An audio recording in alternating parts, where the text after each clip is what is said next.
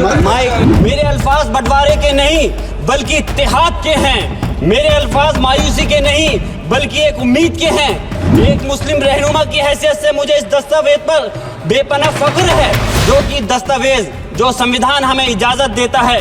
Article 19 में बोलने के अभिव्यक्ति की आज़ादी का हक दिया गया है, जो कि हमारे अधिकारी को हक की आवाज को छीनने का आप काम कर रहे हैं। आर्टिकल 29 के तहत अल्पसंख्यकों के हकों की हिफाजत करने के लिए प्रावधान किए गए हैं, लेकिन आप तो हमारे हकों की छीनना चाहते हैं। मैं उस संभल की सरजमी से आता हूँ जहाँ पर 15 दिन पहले एक संविधान को कमजोर करने का काम किया गया, जिस प्रकार से 5 मजलूमों की जान ले ली गई। मैं सांसद हूँ, मैं अपने मुकदमे का मैंने कहा था मुझे डर नहीं है। मेरे खिलाफ मुकदमा लिखा गया, मैं वहाँ मौजूद नहीं था। और ये मुकदमा जो हमारे चाहे विपक्ष के सांसद हो या सत्ता पक्ष के सांसद हो, आप याद रखिए जनता की आवाज हो, जनता के बीच में जाकर के आपके जवाबदेही बनती है। और मैंने अपनी जनता को आवाज को उठाने का काम किया तो क्या गलत किया था? आज एक इमाम को सिर्फ इसलिए गिरफ्तार कर लिया गया संभल के अंदर कि सिर्फ उन्होंने अजान लाउड स्पीकर से दे दी थी। अफसोस है कि आज हमारे साथ ऐसी ज्यादती हो रही है। आर्टिकल 30 के अंदर अपने तालीमी इदारों को कायम करने और उनके चलाने का हक है, लेकिन हमारे साथ ज्यादती हो रही है। बहुत बहुत शुक्रिया माननीय सभापति जी। मैं आज यहाँ मजलूमों की आवाज बनकर खड़ा हूँ। उन करोड़ों भारतीय मुसलमान और अल्पसंख्यकों की जद्दोजहद और हक की बात करना चाहता हूँ, जो इस देश का अटूट हिस्सा हैं। मेरे अल्फाज बंटवारे के नहीं बल्कि इत्तेहाद के हैं। मेरे अल्फाज मायूसी के नहीं बल्कि एक उम्मीद के हैं।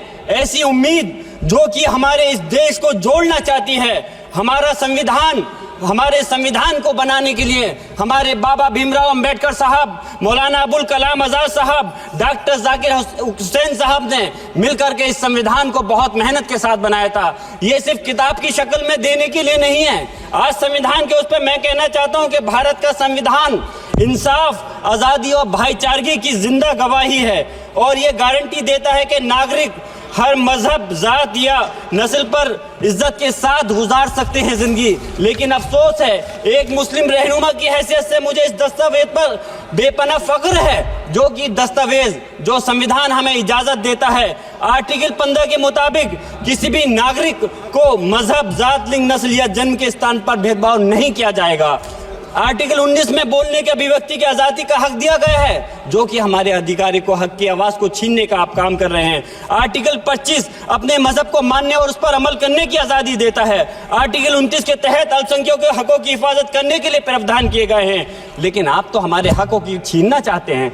माननीय सभापति जी, मैं आपके माध्यम से कहना चाहता हूं कि आर्टिकल 30 के अंदर अपने तालीमी इदारों को कायम करने और उनके चलाने का हक है, लेकिन हमारे साथ ज्यादती हो रही है। ये संविधान को अगर आप कमजोर करेंगे तो याद रखना, ये देश कमजोर होगा, हमारा मुल्क कमजोर होगा। जो संविधान के प्रति वफादार नहीं हो सकते वो हमारे मुल्क के प्रति वफादार नहीं हो सकते। मैं उस संभल की सरजमी से आता हूं जहां पर 15 दिन पहले एक संविधान को कमजोर करने का काम किया गया। वहां पे जिस प्रकार से 5 मजलूमों की जान ले ली गई, जिस तरह से 30 से ज्यादा लोगों को गोली मारकर घायल कर दिया गया और 27 से 50 से ज्यादा लोगों के खिलाफ मुकदमा दर्ज किया गया। मैं पूछना चाहता हूं माननीय सभापति जी, मैं सांसद हूं, मैं अपने मुकदमे का मैंने कहा था मुझे डर नहीं है। मेरे खिलाफ मुकदमा लिखा गया, मैं वहां मौजूद नहीं था। और ये मुकदमा जो हमारे चाहे विपक्ष के सांसद हो या सत्ता पक्ष के सांसद हो, आप याद रखिए जनता की आवाज हो, जनता के बीच में जाकर के आपके जवाबदेही बनती है। और मैंने अपनी जनता को आवाज को उठाने का काम किया तो क्या गलत किया था? माननीय सभापति जी, सिर्फ इस बुनियाद पे मुकदमा लीजिए गया। आज मैं आपको बताना पॉइंट पे बोल रहा हूँ, संविधान पर ही बोल रहा हूँ माननीय सभापति जी। आज मैं चाहता हूँ उन लोगों को इंसाफ मिलना चाहिए, जो जिन्होंने ज्यादती की है उनको सजा मिलनी चाहिए।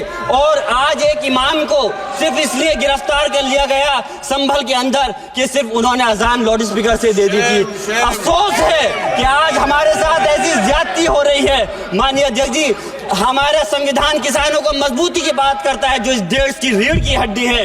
130 किसान जो 10 दिन से ज्यादा समय से जेल में बंद हैं, आप किसानों को हक नहीं दे पा रहे तो किसको हक देने का काम करोगे? मैं अफसोस करता हूँ आज पूरे प्रदेश और मुल्क के अंदर जिस तरह से हमारे लोगों की हिफाजत नहीं की जा रही। एक मॉब लिंचिंग सिर्फ धर्म के नाम पर, अगर कोई मुस्लिम है, ओबीसी है या पिछड़ा समाज का, एससी समाज का है तो नाम पूछ कर करके उसकी हत्या कर दी जाती है। बुलडोजर चलाए जा रहे हैं। हेट स्पीच, अगर कोई हम कुछ बोलते हैं तो हेट स्पीच करके मुकदमा दर्ज कर देते हैं। और जो हमारे धार्मिक आका हमारे सल्लल्लाहु अलैहि वसल्लम की शान में गुस्ताखी करता है उनके खिलाफ कोई कार्रवाई नहीं। मेरे पास समय कम है, इसलिए तेजी के साथ में मुझे बोलना पड़ रहा है। माननीय सभापति महोदय जी, ये सवाल बंटवारे का नहीं बल्कि हम वतनों के लिए जिनका जमीर मर गया है उनके जमीर को जिंदा करने के लिए है। हम चाहते हैं इस देश की आजादी, हमारी देश की, सभापति जी बस मैं अपनी बात खत्म कर रहा हूं, 1 मिनट। हमारी देश की आजादी के लिए मैं ये कोई बंटवारे की बात नहीं कर रहा, लेकिन हमारे मुस्लिम और हिंदू समाज सब लोगों ने मिलकर के इस देश को आजाद कराने का काम किया था। आज उनके साथ ज्यादती क्यों की जा रही है? हम लोग अपने इस मुल्क के अंदर मजबूरी से नहीं रुके, बल्कि हम जो है अपनी मर्जी से रुके थे। हमारी मुल्क को आजाद कराने में हजारों लाखों मुसलमानों ने शहीद हुए थे। माननीय सभापति जी, कंक्लूड कर रहा हूँ सिर्फ राजकुमार से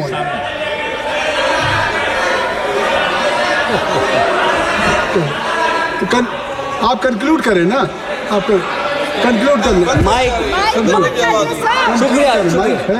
शुक्रिया माननीय सभापति जी। मैं एक मुस्लिम और अल्पसंख्यक रहनुमा के तौर पर मैं अपनी बिरादरी के लिए खास हक के मुताबिक नहीं करता। मैं सिर्फ ये चाहता हूँ कि आईना के बाद संविधान के मुताबिक हर नागरिक के लिए जो वादा किया गया उसे पूरा हो, हुकूमत से कमजोर की हिफाजत को यकीनी बनाए और नफरत फैलाने वालों को सजा दे। और मैं अपनी बात इस शेर के साथ खत्म करना चाहता हूँ जो कि हबीब जालिब का शेर है।